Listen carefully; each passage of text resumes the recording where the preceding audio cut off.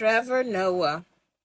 Are you serious? So, listen, y'all. Trevor Noah was having this situation about men and intimacy. So, intimacy is like being close, emotionally connected, all this different stuff. So, when I was going over like sexuality, I learned that it was something called skin hunger, and that is what men in United States and maybe even in and what this is like the skin hunger situation could be a cultural thing, because if you think about, like, it's an American thing, you know what I'm saying? It's actually sometimes a macho thing.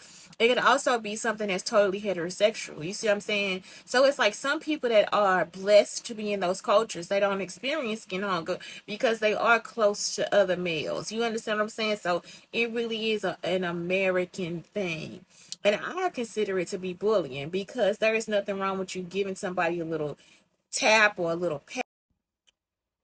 So with that, it's not even love. As a teacher, it's okay with you for you to ask the children. I ask first. I say, "Can I touch you?" You know, it's okay for you to give them a little sugar pat. It's okay for you to give them a hug. It's okay, because and it's actually has to happen more, not so as much in elementary, but also in middle school and high school too, because it is skin hunger and they will yearn for something that they really need. So what they're yearning for is serotonin, oxytocin, dopamine, and other feel good endorphins. So it is really, for us, it's a cultural thing. I think it's usually in Black Americans and probably Africans as well. And so it's okay for you to hug a man. It's okay for you to touch a man, and it's okay for you to also feel as if he is safe, that is okay. That is very much okay. It's like we make them responsible for a whole lot of things as they get older, or as we start to push them into role. So that's it. So that's so also in a Power relationship, off. sex workers, what I was thinking was, is like, as far as it goes with sex workers, I've heard that too, like where some people are just like, girl, you don't even gotta fuck them, like for real, they'll pay you, girl, they'll pay you, girl, just to sit there and talk to them. And it's like, I believe it, because um when you're dating, sometimes the woman that you're dating is actually worse than a sex worker. You understand? Personality wise, you could be dating a woman that's asexual, and she's pushing herself into this situation so she could just get something to eat. You see what I'm saying? So it's like, that's the other situation. It's like, what do I do when there's somebody out here not available for me to be involved with? And I think that's what people run into too. Women run into it too. Whether men know it or not, we run into it too. Because sometimes we want sex and we don't have a so that is why I wanted to amplify the stories of East St. Louis, was because that is our culture. Like, our culture, it's like, it's okay. You know what I'm saying? As far as like men and women go, I don't know how they treat each other, but within my culture, like, I've always had boys, and since I was a kid, like, I've always been like kind of pushed to have a boy as a best friend. Live with my cousin. All the girls on the street have been moved away or burnt their house. They will burn the house down, y'all. They can't even come back. So it's like, basically forced into relationships with boys and men. um it is like, I don't mind giving them that skin hunger, you understand what I'm saying, like giving them touches and pats, and they don't mind doing that with me either. And so it's like, I think that is okay, like, especially if we start to build and start to teach our children that it is okay to be friends. Like, you can have a girl as a friend, you can have a boy as a friend, everything is okay. It's not something. So yeah, it's like not something that you can't have. So I hate when I hear all this stuff. That show, like, like everything has to be pushed into sex or whatever. Like, it's like, no, if you teach them now, you'll see how your child will act with a girl as a friend. If you see it now, you'll see how your child will act with the boy as a friend. And it's like, it is okay. It's okay for us to have this type of relationship. It is okay for us to be friends. Some of my friends, they will hold my hand or hold my pinky or whatever. Like, it's like, we are just like, it's okay for us to be close. Just like I told y'all about the guy who came in and he would just sit next to me. It was his first time meeting me. And every time we see each other, it is like, just like, I want to be close to you. That's how I feel. Nothing is urging me to or anything. I just want to be close to him. You see what I'm saying? And it's almost like I just instantly love him. And I like him, but I do. I love him. I care about everything that he do now. I'm not joking.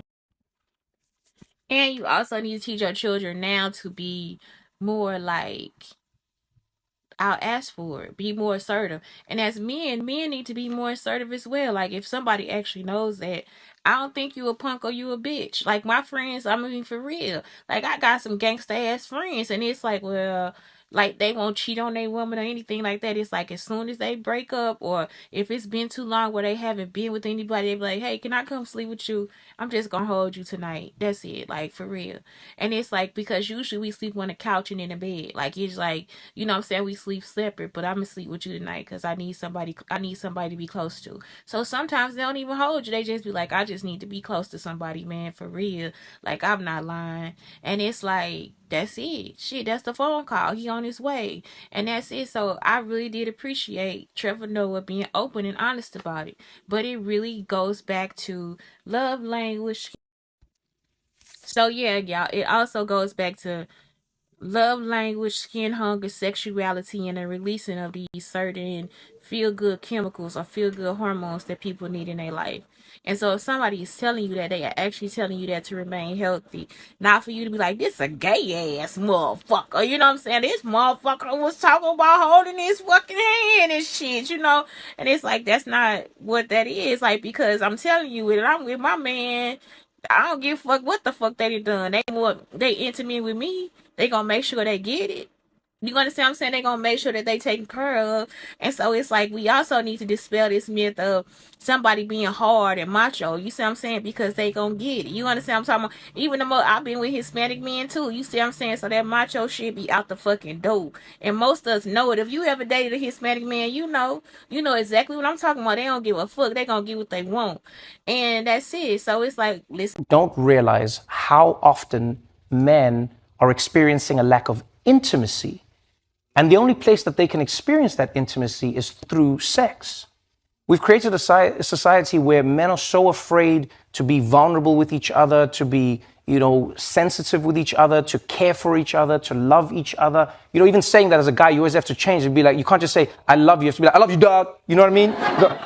You got to throw it, like you can't just say it. And it's interesting because that is where I do feel women have done a much better job of being there intimately for each other. Not sexually, but intimately.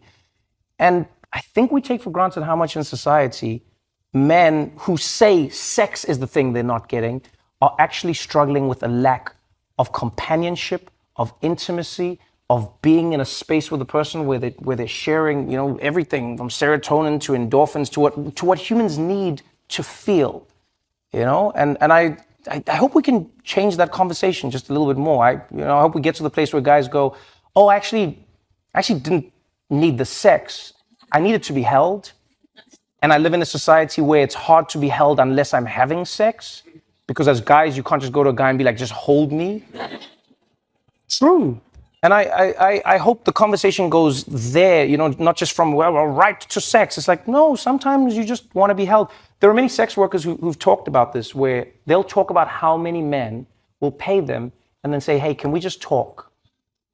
Can we just sit on the bed and talk? And can you just hold me? And I think if we have a little more of those conversations, a few more honest conversations, a few more vulnerable conversations, we may get to a place where it's not just about sex or no sex. It's people actually saying, oh yeah, we are full human beings who require a full spectrum of affection and affections towards us. And in the same way, for many years, great therapists have been saying that women have to be allowed to express that they want and enjoy sex. I think we also have to encourage men in society to go, hey, I want to express and enjoy intimacy despite or apart from sex. And maybe we can make it happen. What do you think? People don't realize how often men are experiencing a lack of intimacy.